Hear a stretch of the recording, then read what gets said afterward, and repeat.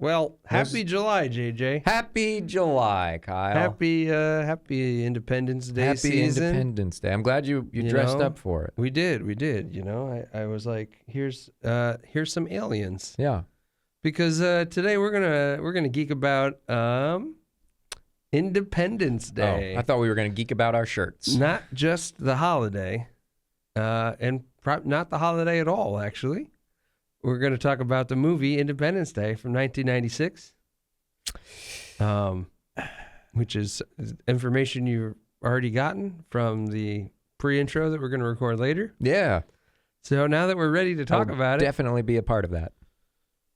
So JJ. Yeah, I wore the wrong shirt. I'm sorry. It was a shirt for the holiday, not the movie. Sorry. Yeah, you went hard on Independence Day. I was like, you know, the holiday. Ooh, American eagles, like bald eagles, androgynous deer, gay bears. It's America, baby. It's America. Home of the animals.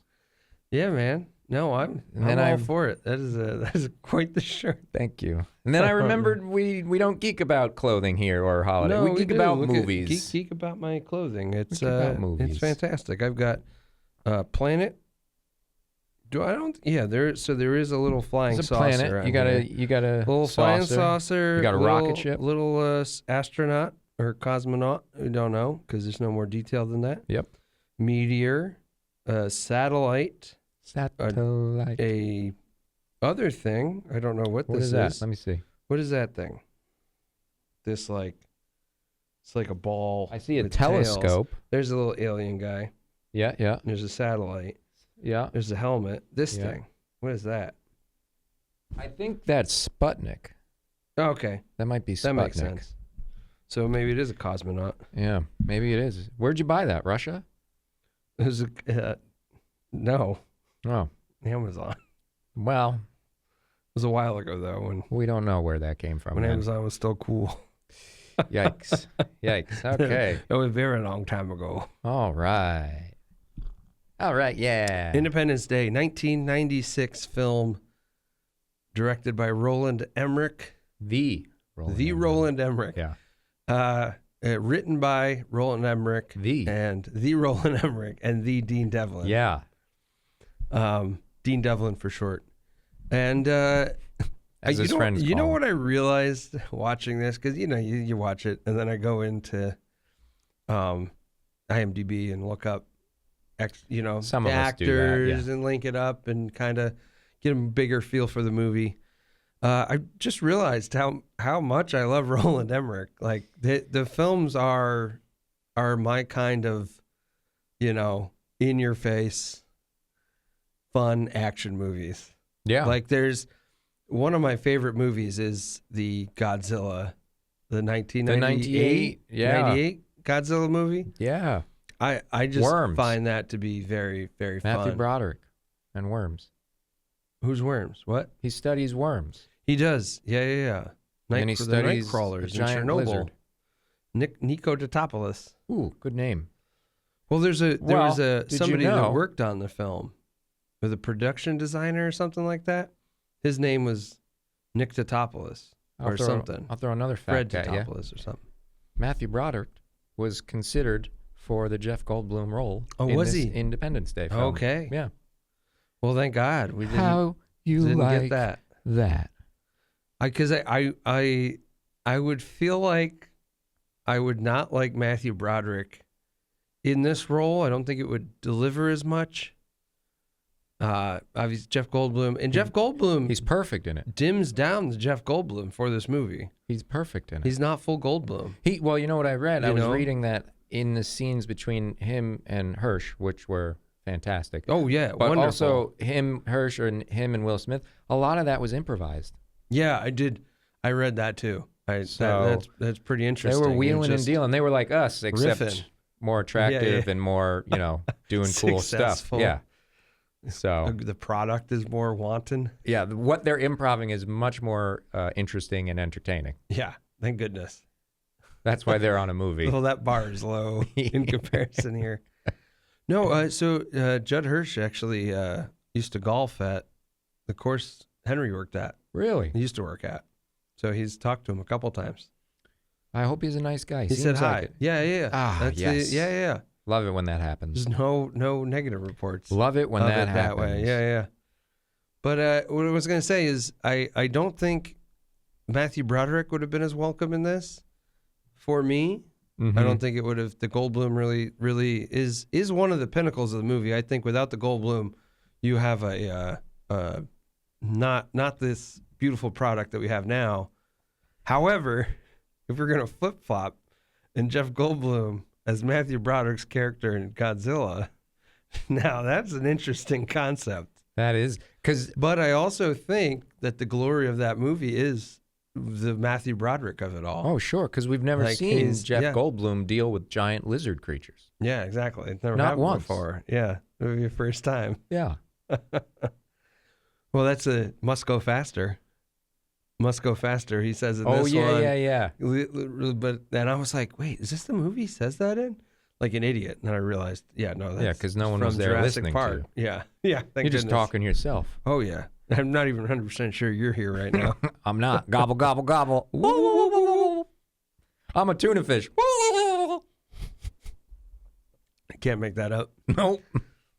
That's a disease. Anyway. So about this film, I guess. The film movie. Yeah, so it also made me want to watch Moonfall because that's a Roland Emmerich. Oh. So I want to check that out. Yeah, where the moon is hollow. Yeah. With a spaceship or whatever That's a theory, it is. That's a theory. Oh, the moon is no. hollow, Yeah. Or it's a Dyson sphere. Yeah. I will say this movie started out, it had very good build in the beginning. Yeah. It did. Yeah. You know what? I'm going to say it about the sequel, too. Both of them had very good, strong first acts. Yes, they did. Like, they build tension very well. I think, because we're talking about a little bit of both. The first one, the build is really beautiful. It's kind of really like thrown into how the real world would react. It would take a while to, this is a shocking thing to happen. Mm-hmm. The second one, I don't know if I'm inclined to believe that they wouldn't have been as ready as they, but I feel like the first one, one of the things I really like about the first one, and I can probably track it and see it in Godzilla too, if you were to think of it. So I think it's like a style thing, but the amount of extras and the just reaction shots of what's going on kind of really puts you into this like, okay, this like puts you in the world. Yeah, it puts you in the world. You see that these everyday Joe Schmoes and Jane Schmoes, just together again, just looking up at the catastrophe awaiting them, this explosion coming for them, and just a lot of shots of that, like the spaceship in the air, everybody looking at it. So it just like makes it more widespread, doesn't kind of just narrow it down to the actors that you're supposed to care about. Takes the time to just go, let's watch everybody's reaction. Yeah. Maybe even a little too much. We don't know.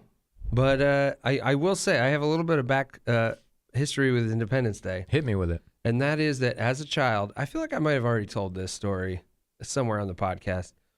But when I was a kid, my dad and my brother and I went and saw this, but it was a surprise. Mm-hmm. And at the time, I was very scared of everything. Mm-hmm. I didn't want to do any kind of horror movie, monster movie, alien movie. I was scared of everything. If it wasn't like animated Land Before Time or, a Bambi or something. Wow, I wasn't two really interested. Animated movies that both have tragic deaths. Yeah. But, okay. It's okay. It's not scary. But so they surprised. They dropped my mom and my little brother off at our grandparents' house, and then it was our surprise to go see it. And I remember just like eyes closed the whole time, terrified of everything, terrified of the aliens and stuff. Like my dad was like, we're going to go see Independence Day. And my brother, he's like, yeah. And I'm like, no. I remember just being so terrified. And now I'm like, oh my God, come on. What a childish little child. Well, I mean, I'll be honest. There's some scary stuff. There's some scary in this stuff movie. in there for a 9-year-old. Yeah, maybe Well, maybe what, PG-13? Yeah. Yeah. 4 years early. Well, parental guidance suggested. So as long as you're a parent, as long as you were with a parent, you were fine. Yes, I was. So you were fine. Yeah. No one breached no laws there. Exactly. But yeah, so that's my story. Is just remembering specifically that I was too terrified, but I saw it. Wow. I feel like I like it, and now I watch it a lot. Do you still hands up over eyes or no? No. I'm full in, eyes out, eyes open, Eyes open. eyes front and center. Ooh. Watching the aliens. Eyes open, mouth closed. But it's just such a awesome journey, and That you took as a person to get there to be able to watch the film? the movie itself. I think you took a great journey too. The theater. We just drove to the theater, you know. Yeah, but I'm talking about you as a person from that small child to you now. I've adapted. Yeah. Yeah. That's a beautiful journey Now too. I love stuff like this. I even love the scary stuff. Yeah. To a degree. Keep losing my notes. Not that I'm going to use them. Yeah, just it's Independence Day, man. It's maybe the I would hazard to say, would you say it's one of the best, or like at least the most famous like alien invasion movies? It's iconic. Because like Alien would be the ultimate alien movie. Yeah. And I feel like this is just this iconic alien invasion movie. Yeah, I mean, I would say like just off the top of my head, like iconic alien invasion movies would probably be Independence Day, Invasion of the Body Snatchers. Yeah. And that one's been done. Yeah, Mars Attack. And War of the Worlds probably. War of the Worlds. Yeah, I would say those are like the iconic, this is an alien and invasion honorable thing. mention, Day the Earth Stood Still. Yeah. Because it was like an old version and then a kind of iffy new version. I don't even remember the new version. I just knew Keanu Reeves was in it. But that's kind of, I feel like it's like Silver Surfer-esque. It's like, here comes the Harbinger before the Doom. True. The Gork, is that it? His name's Klaatu. Anyway, we're getting a little too far removed. Yeah. Talking about Earth Stood Still. We gotta Let's get to Earth moving. We gotta kick the tires and light them fires, Big Daddy. Yeah. Harry Connick Jr. Yeah. Just such a welcome part of this to just add so much energy and life to this role, and this kind of like it almost like balances Will Smith's character out. Mm-hmm. So that, because he could be this like, energetic guy, and he kind of is later on compared to Jeff Goldblum, but in those moments he's kind of the Rock compared to Harry Connick Jr.'s like la la la la la. Yeah. And the hijinks they get into. He did such a good job of needing to be likable so we care when he dies. You know? Yeah. Because like they're the first attack, and boy, do they get annihilated. Yeah, they really do. And then the Will Smith, Will Smith punching an alien. Will Smith striking. Welcome to Earth. Will Smith striking somebody in the face isn't really age. No, this is maybe where he learned it. But damn, let's move forward. Yeah, well, but it still is a wonderful, and you have in the sequel Resurgence, Liam Hemsworth. He tries it, don't go too well. What does that tell you about Will Smith's strength? Strong, powerful. He's got the will. Where there's a will, there's a way. Do you know this guy? His character's name was Steve. Who? He's the hero of this movie, Steve. Steve. Will Smith's character? Yeah. Steve. What's the last name? Steve? Smith? Smith? No. I don't know. Anyway. Hillburn. Hillard. Hillard, yeah. Hillard. Yeah. And then Levinson. Yeah. And Whitmore. Strong names. Bill Pullman. Oh, baby. Bill Pullman. Oh, baby. The speech of the century. Greatest monologue ever written. Yeah. And the fact that they opened the second movie with like a transmission recording of that speech, of course, really brings it home. And then there's kind of like this weird forced speech he gives in the second movie. Yeah, it's not. It's like we need him to make him give a speech, but it can't be during the penultimate moment of the movie. We're gonna throw it somewhere in the middle to just kind of give us a little zhuzh. Yeah. But was he shaved at that time? He was, so he's back to being less crazy. I don't think he wasn't shaved yet? He was shaved before he was like, I'm going to fly the plane. Right. He just walked into like the hangar, right. Looked at. It was like the first time That was his scene with Jeff Goldblum. With Jeff Goldblum. The first time this guy sees him, I think he said like it's been 20 years or like. Which is wild. They saved the world together and like, nah, we good. Yeah, we don't need to see each other again. But he just looks at it's just he just starts his speech at Jeff Goldblum again. And then starts just randomly talking to people. Yeah. Oh, did you know? And I was reading, his speech was so good that the extras just started cheering in the original. Yeah. They weren't even prompted to. They were just like, hell yeah, man, this is it. This is it. We're down. We'll fight some aliens. Yeah. Oh, wait, this is acting? Oh, this is acting. I forgot. I was so confused. That guy was so good. Got it in one take. Probably got it in one take. Oh, I would hope. Well, I don't know. I think there's cutting, but they definitely got the main bit of it for sure. Yeah. We'd be remiss. Remiss. I thought you were trying to come up with the word remiss. Remiss. Yeah. I'm not good with words, man. I'm trying to be better with words. I got a dictionary now. I've been reading a word a day. Yeah? Yeah. How's it going? It's not going well. Is it going 8? 8? I was trying to think of a word earlier in the dictionary. Okay. Yeah, you haven't read a lot of it. No. I'm on colloquial. Is it going aardvark? Colloquial. Oh, there you go. Yeah. We got to talk about Randy Quaid. Randy Quaid.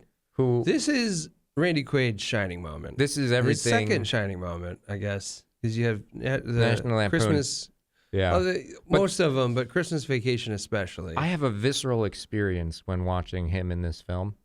Yeah. It is. I mean, we won't. We don't need to speak to his character. No. Or his current status. But no. But he does lend. He leaves it all. I guess he didn't really leave it all. He gives everything. He brought it with him. but what he gives to this film is, I guess early on the drunk pilot thing, I don't really like it as much. But when he does sober up, his moments of flying, and getting it together, and then eventually delivering your delivering a big blow, those are the iconic moments there. Yeah, and he is the man for the job. I was at the time. I was sad that none of his lineage was in the sequel. Yeah, he had so many of them. Yeah, he had a bunch of kids. Quartet. Maybe 3 kids. 3 kids, and 3 none kids. of them. One of them was sick the whole time. Yeah. None of them were in there. In the sequel. It's true. We just had. It was like Keanu Reeves. Judd Hirsch found a bunch of random kids. He did. And was like, these are mine now. So I will say, Resurgence packed too much into that film. There was a lot happening there. It did bring everything where it needed to be. I would like to see if there's a director's cut out there, because it might be a little bit easier. Because apparently they had to change a lot when Will Smith dropped out. Oh, okay. I didn't know he dropped out. Yeah, I guess due to scheduling, or I don't know what the reasoning is, but they had to change a significant amount once he was no longer part of it. And I think I read Roland was like, I should have just stopped it right there, but I didn't. Like, you should just give up on the film? Either like pause until he was good to go, or just not have done it. Yeah. I do feel like it makes sense without him. But it does. I can see how him dropping out, like if he was a part of it, how things would be a little bit different. Clearly. Clearly. Probably even the box office would have been a little bit different. Yeah. But yeah, that makes sense though, and how it's kind of it does feel a little bit, crunched together. They do wipe out every person in the government again. Yeah, they do. There will be no peace. Yeah. That was great. And then there will be no peace. Then they kind of didn't hold up on that bargain. They didn't kill nobody. All the aliens killed them. Yeah. I thought there were some interesting concepts in the second one. Like, I like the good alien. Well, not good. Like the alien was like, well, you fucked us over. Well, it hints at a third one. Well, there was originally gonna be a third, but they didn't do it. I didn't like that the giant alien. The Queen. No, the giant alien spaceship that came in with its own gravity, which I thought was cool. Like it having its own gravity and lifting everything up. They love going for the monuments. Yeah, they do. He does like this. I was gonna try to look up like a Roland Emmerich building destruction count. That's probably high. Yeah. But I wish it had just stayed there. Like that would have been the thing they could have used in the third And the film. gravity. Yeah, to use that figure out how to work that spaceship. Oh, because it like left. Yeah, it right? left because it went to go find the next nearest hive queen. Like it went to go find the next queen. It's programmed to do that if the queen dies. Oh, okay. But I feel like it should have just stayed there. And I mean, if there had been a third one, they could have used that. Yeah. You know, It was the concept of something latching onto a planet, like visible. That shot, I had to like relook at that shot like 3 times to see that was this was this giant it's a wild spaceship shot. It's crazy. locked on to the Atlantic. It's landing in the Atlantic Ocean. What part? All of it. All of the Atlantic Ocean. Also, I thought that doctor died. Release me. Oh yeah. They didn't. I realized like they never say it. No, in the but he falls to the ground. He falls to the ground, and I watched. Baldwin checks his pulse, Oh yeah. and Adam he's just Baldwin? he's just laying there. Release me. Yeah, no, Brent Spiner. Yeah. Data from Star Trek. That was him. Yeah. He's awesome. He's too. great. He's I'm glad wonderful. that he did die. And in the second one, he's even better. He's even more zanier. He's even zanier. Is this an alien laser? No, this is the Oaken laser. Oaken is his name. Yeah. Oaken is his name. Oaken is his name. Did you know, since we're talking about that doctor, Go for it. Area 51 was not, the government did not acknowledge that it existed until 2013. Oh, yeah. It's been there. I didn't know that specifically. I just knew that, during this movie, the first movie, They were denying that it was that obviously still a denial. Yeah. And they used it as a fictional idea. Yeah. I remember at the time it was still like that. I never remembered when they acknowledged it existed, but Yeah. Originally, the government was gonna like help with like pilots and stuff, but then they found out it took place at Area 51, and they're like, nope, deuces. Yeah, that's a fun. They're like, you're a little too close to the too close to the truth. real. You ain't getting any Let's further. Divert. I like a lot of the introductions in the first movie to the giant spaceship in the sky. Mm-hmm. Like especially like Will Smith and his family's like, like the kids like the aliens are outside and they're like, yep, all right. Yeah. And then he's taking a pee and so the neighbors are moving, and he like Just goes casual. outside. Everybody around him is packing and leaving, and he's like, It's a good reveal. Yeah, because it's a like, very good reveal. and then the kid comes through, pew pew. he's shooting aliens. He said Yeah. in the beginning, it's Yeah, like, yeah, oh, yeah. that's just a kid being No, a he kid. was. Felt movement. Oh, it's a quake. They're in LA. Fast. Yeah. The rocky. Yeah. Like, oh, the earthquakes. They're moving. Earthquakes must be too much for them. Fast forward to the second movie, the kid is shooting the aliens. He is shooting the aliens. Yeah. And Vivica A. Fox died. Yeah. And that's where the movie definitely has to be where the It Will shifted. Smith thing. Like, I kind of feel like it maybe like she wasn't in it or wasn't in it in that way. Like maybe his character died and that's why that was like I don't know. It's interesting it would be interesting to know what the idea was with him, but it did feel because he's watching his mom die in a crumbling hospital thing. Yeah. There's also a little something for me where it was like she was like in the first movie she's like, I'm a dancer and I'm fine with it. Mm-hmm. And now she's like, what, the head of a hospital. She's a doctor now. Doctor, yeah. Which is like, okay, fine. And that's fine. But it's kind of like, People grow, baby. oh, People yeah, change. people grow, people change. People change. It just felt like let's add a little bit something to this. Yeah, Couldn't just be like a pillar of a community or something like that. So I learned that there were a couple Independence Day books. There's a prequel really? to the movie, Oh, cool. a novelization of the movie, a novelization of this movie, and then one in between. And I wonder if anything about her Would they journey have is like in a- there. Yeah. Because I learned, Did they say it was canon?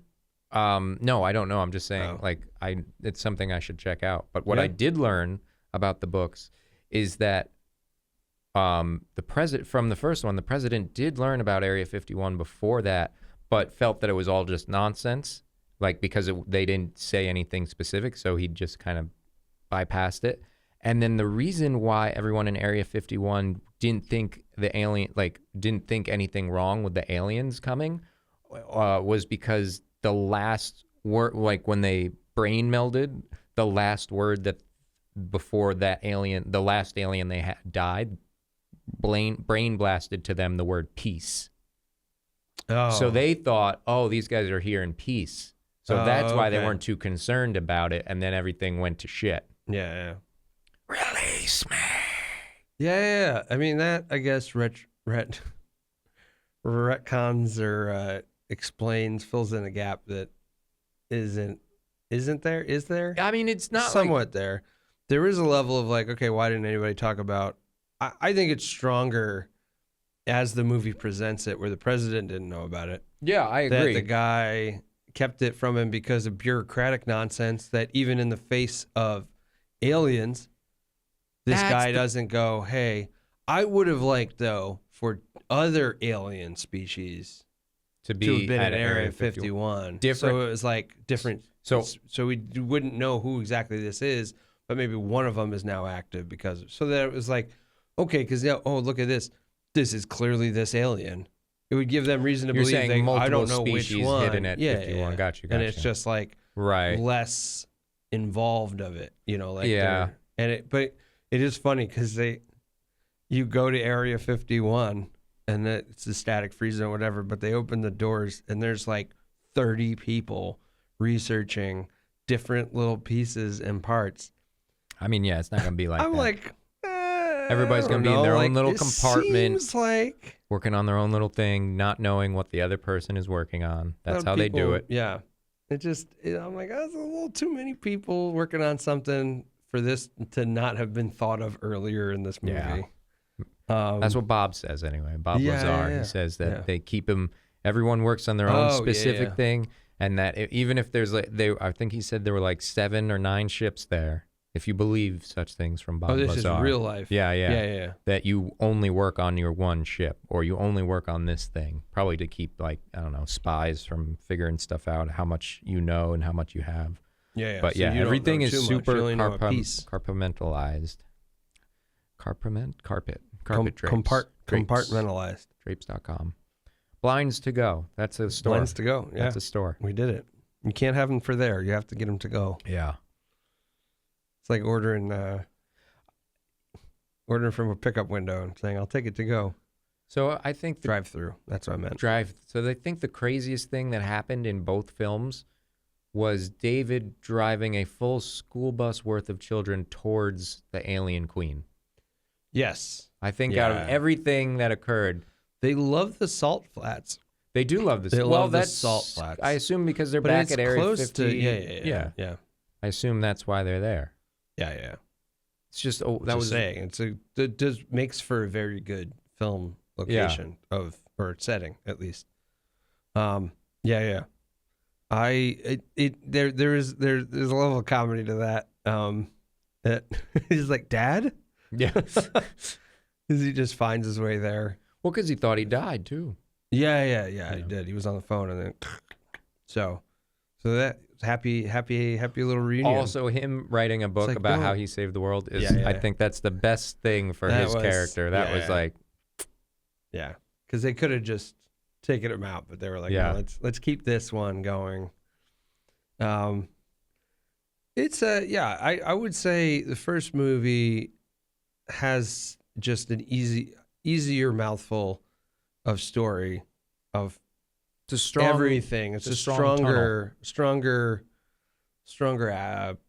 What, a tunnel? Yeah, it's a strong tunnel. It's a strong tunnel. Yeah, leads you through it. It protected Vivica Fox. It is very. Yeah, it did. It's a strong tunnel of a story. Oh yeah. The tunnel. Yeah. The way to escape this giant explosion is to go through a door in a tunnel. I guess there's maybe some science to it. I think so. I mean, the updraft went the other way. Yeah. So she was out of the blast radius at that point. It was just the all-consuming depths of fire coming for her. Here's one I will say. Here's something. And in the first movie, you have the blast go off and everything's exploding. Mm-hmm. There are cars that are being flipped in the air, but no people. No, they ran. Definitely people there. There are definitely people there, but the car from the impact is getting flipped in the air, but there's no bodies. And maybe that's for PG-13. Maybe we're keeping it a little subtle. I think there was one body. I think I remember going, look at that guy do a flip or something. Oh, yeah. But you're right. Well, that was like people were not flying the one, way. with the gravity. The whole city, that's not there anymore. Nope. That came up and went down. The Burj Khalifa, right? I think it was one of the big towers. I don't think it was that. I think it was in wherever the setting of it where this happened. But a huge tower, iconic tower that was destroyed, but got pulled up, turned around, and just went and slammed back down to the earth. That was some serious something or another. Trillions of dollars of damage. Oh, trillions of but probably look lives badass. lost. Like a lot of death. Oh yeah, trillions of death. You don't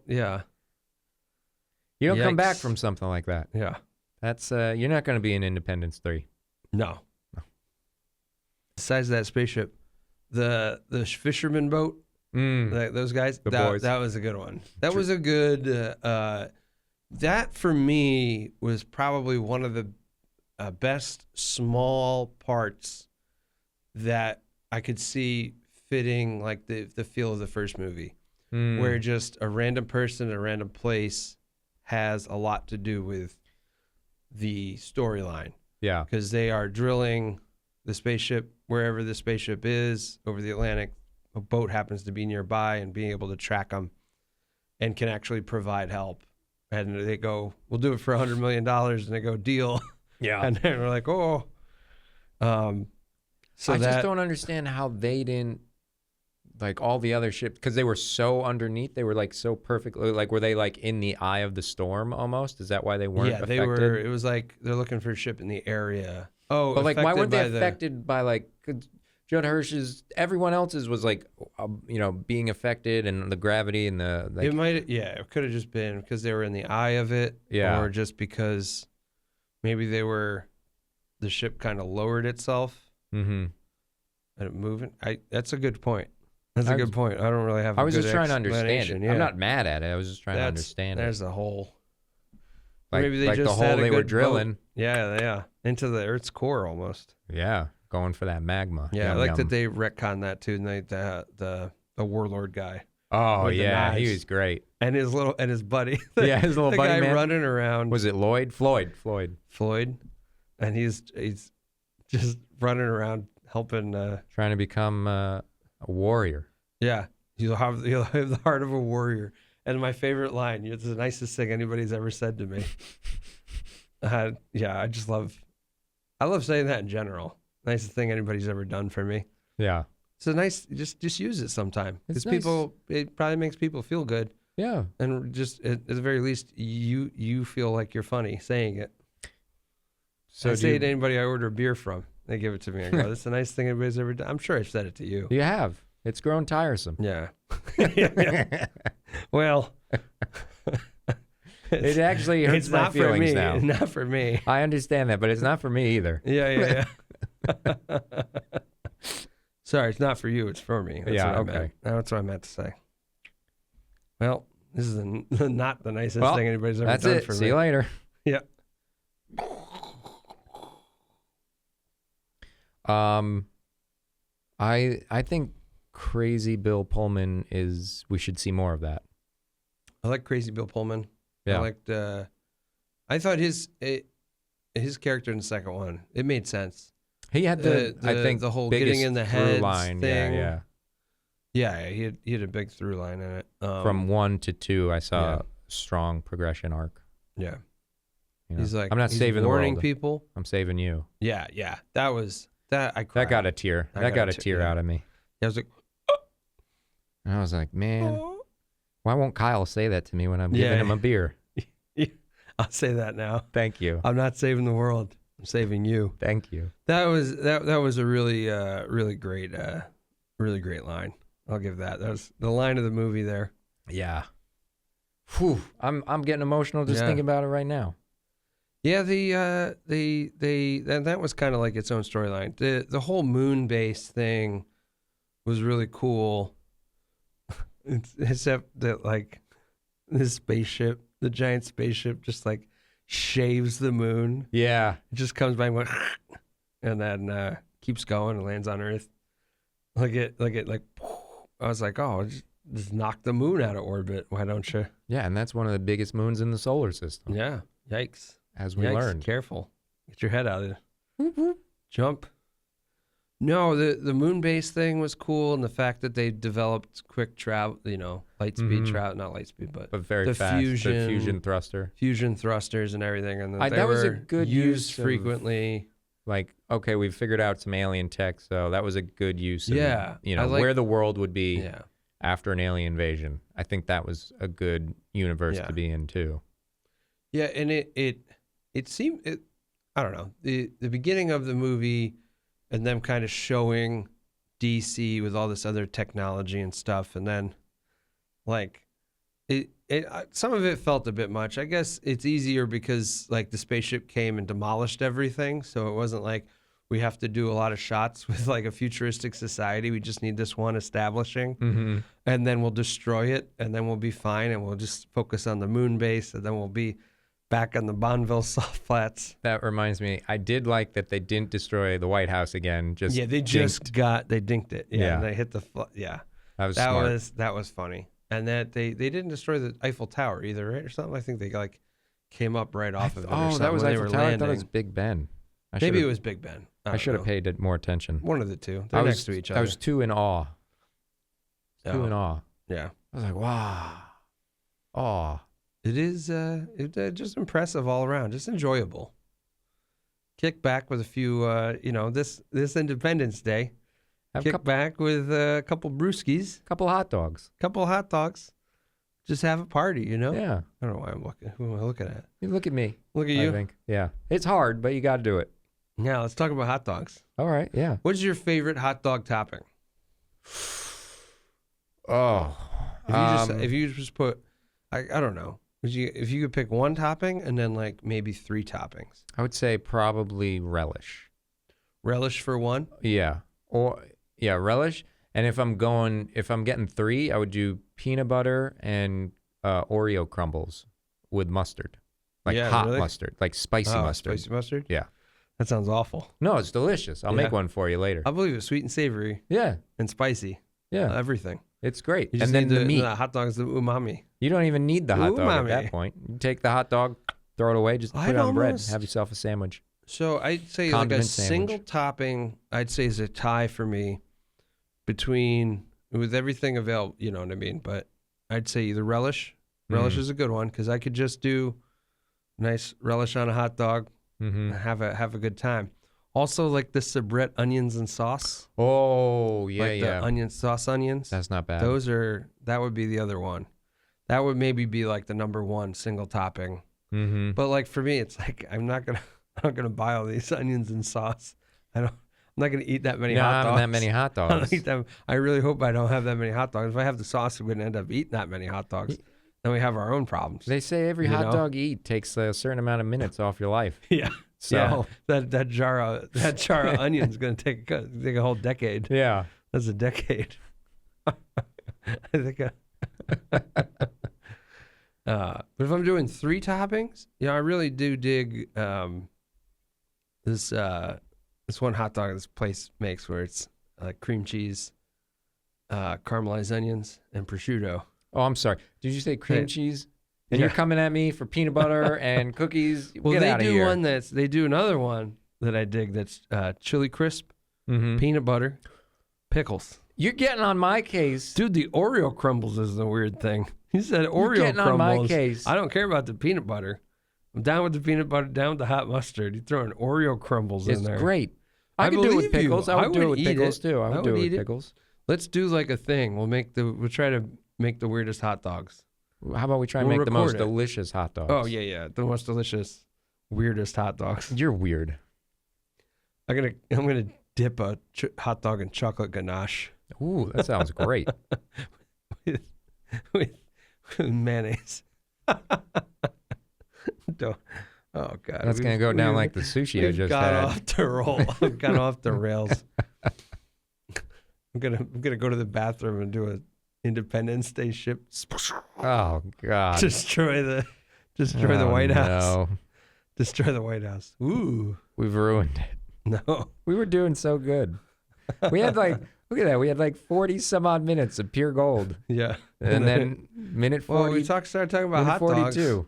Was it hot Hot dogs? dogs What matter. comes next? Pooping. What do you want?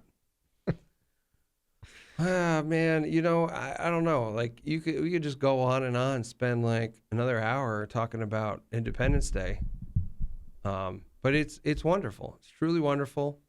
And we didn't even talk about the, Will Smith and Jeff Goldblum taking the spaceship up and Talk about it. Do about it, man. Geek about it right now. No. I'm just saying, that's just like that pairing is good, and you get this like they're not even like their chemistry's not all the way there, but that makes sense for their characters. Like they're not there. They just met. They're just up there. They're trying to save humanity. They have a lot of doubts about it. And about each other. They don't know. They don't really trust each other. It's a classic will they, won't they. Yeah. And they do. And they do. That whole thing with that and that is great. They shoot the rocket and finally get loose. Oh yeah, they drop. They fly. He goes, must go faster, must go faster. Bye. See you later. Yeah. You're obsessed with the fat lady. Yeah, the fat lady will sing. It. Yeah, fat lady will sing. The fat lady hasn't sung yet. You're obsessed with the fat lady. Smoking the cigars because that was his ritual. His good luck charm. Yeah, he said almost botched the whole damn thing. Thank God Judd Hirsch was there. Yeah, I love Judd Hirsch. Well, great job on the first one, and then the Queen alien and the salt flats and the running around and the bus you mentioned earlier with Jeff Goldblum driving the busload of kids around and towards the alien. Yeah, it was a big old son of a gun. And then having it like that flying, the ships flying around. Oh, that was cool. And then forcing the two ships to assimilate back into it and control them. That Liam Hemsworth. We didn't even mention Liam Hemsworth in this. Meh. Or the guy that plays A-Train. Oh, yeah, the guy that got cast as A-Train. Yeah, that's right. In The Boys. Who plays Will Smith's son. The one we talked about earlier, watching his mom die. It was terrible. Oh, that man. Crumbling building. Way to bring the mood down, dude. Yeah. Yeah. Jeez. Anyway, that just give me some context, man. Now I get it. We came full circle. The fusion. Yeah, we came full circle here.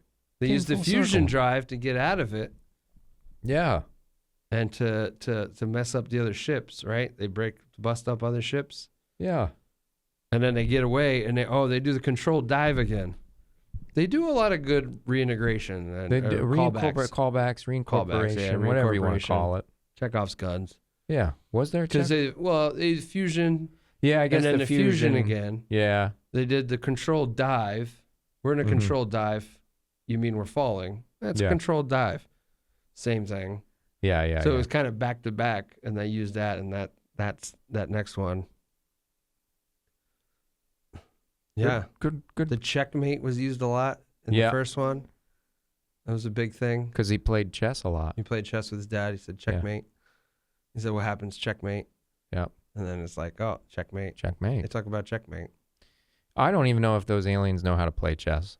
I don't think so. No. Where are they going? How? With their long fingies? Yeah. No. With their tentacles? They're going to knock every piece over the way they whip them and wrap them around. Yeah. The way they're always flailing in every scene. Yeah. They got no dexterity. I do feel like there was a easier or a better. The first one, obviously, it was interesting that the way to defeat them was with a virus. And it was smart, and the way they came up with it, brought it together, and presented it, and then executed it was great. And the second one, where it's like, how did they beat him again? What was the whole? Well, Bill Pullman got inside, and then Jeff Goldblum activated the shield, so it was only exploded in there. But it turned out the Queen had her own shield. That's right. But because we have the alien tech, we're shooting at the shield with laser beams, and that wears it down eventually. And then they shoot her gun, and then they fall dive into her, shooting her again as she's running in slow-mo because she's like, release me. And then it grabs the little alien, the sphere. But then they Because it's a fake. Yeah. Well, no. No, they grabbed real, they got the fake and then the real one. He was the real one that exploded and stuff. But yeah, what I was trying to say is the second one, it's more of a manageable fight that we bring in the aliens. Yeah, we've got a shot. Yeah, it's not like, oh, this is impossible. Yeah. So thank you, Roland Emmerich, for this gem. Thank you. Thank you for doing that. Dean Devlin. Thank you. And the rest of the team from Independence Day Resurgence. Thank you. Also, well done on having the first one take place in 1996 and have the movie released in 1996, and then have the sequel released 20 years later in 2016. Wild. And have it take place in 2016. Wild. That never happens. I had no idea it was 2016. We did an episode on the movie 65 million years ago. It released 2020 something. I don't care about continuity. Didn't even make sense. No. Like it should have been released. It should have been the oldest film in the world, I guess. Amateurish at best. You know, in terms 2001: of release Space schedule. Odyssey released. What? The 60s, 70s. Good Kubrick God. was still alive. Star Wars. Unbelievable. They start this movie and they say a long time ago, and a guy, okay, well, you're Wasn't making there. the movie here, and you're just releasing it now. Where's How the agenda? long did this take in editing? Where's the agenda on that one? Good Lord. Current politics. Oh, we can't talk about it because it was a long time ago. Psh, Well, that's the best we can do. Yep. Sorry, guys. That was it. Thanks for listening. What would we? I'm trying to think what we would rate it. Oh, I got it. How many destroyed monuments? Ooh. Out of. Do you want to just go with what are they? How many? What are they called? The Great National Treasure. What's like the Great Pyramids? The Wonders of the World? Yeah, how many Wonders of the World destroyed out of 7 would you give this movie? I'd give it the Independence, so I'm going to rate them differently. Yeah. Independence Day, the first one, I would give a 7. Okay. And I think it's just a movie that is awesome. Yeah. And it obviously has its flaws. Mm-hmm. Graphics wise, it was just working out. This stuff we didn't even talk about, but all the explosions kind of just have it was the most paper miniatures pieces. Destroyed in a film. Yeah, and that was the most miniatures in a film, right? Something like yeah. So miniatures and miniatures destroyed, but and because of CGI, that record probably stands because nobody and it used looks that better. Yeah, it does. It's so overall just that's awesome. Mm-hmm. And rock and roll. Resurgence, I would give 5.5 out of 7 because I'll go 6 out of 7. I'll go 6 out of 7 just because, like I said, the flaws with you said Will Smith pulling out and maybe them reshaping it and just some of the stuff seeming like they're just jamming so much into what is already a bigger movie. Yeah. But still, you could have probably taken 1 or 2 things out. I say this with everything. I'd love to see a series. I'd love this to be drawn out. Mm-hmm. I'd love to, you do love saying Independence Week. I don't know, man. The month, whatever. Who knows? Yeah. I think those are good ratings. What about your ratings? Yeah, Independence Day, I would give it a 7. 7 destroyed monuments. It's fun. It knows what it's doing. It's engaging. No, we don't linger on anything too long. There's a little emotion.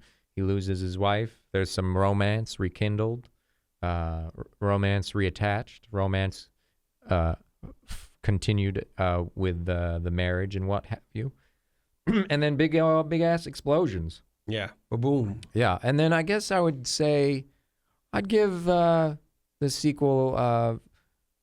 I'd give it a 6. Did you give it a 6? I said 6. Yeah, I'd give it a 6. Probably 6 plus. Some of a little bit over. Some of the green screening was weird, but that's just everything now. Everything has that weird uncanny valley vibe. It's off but not off. Yeah. And there was a lot happening, but I thought it was a great first act. I thought there was a lot of cool build up and stuff. It was a huge undertaking. Oh, I would say that for the second one, with what they packed in, there's no way you're going to do that in a extremely comfortable way with every single thing you're doing. But impressive nonetheless. All right. All right. Well, there we go. Happy Happy Independence Day. Independence Day.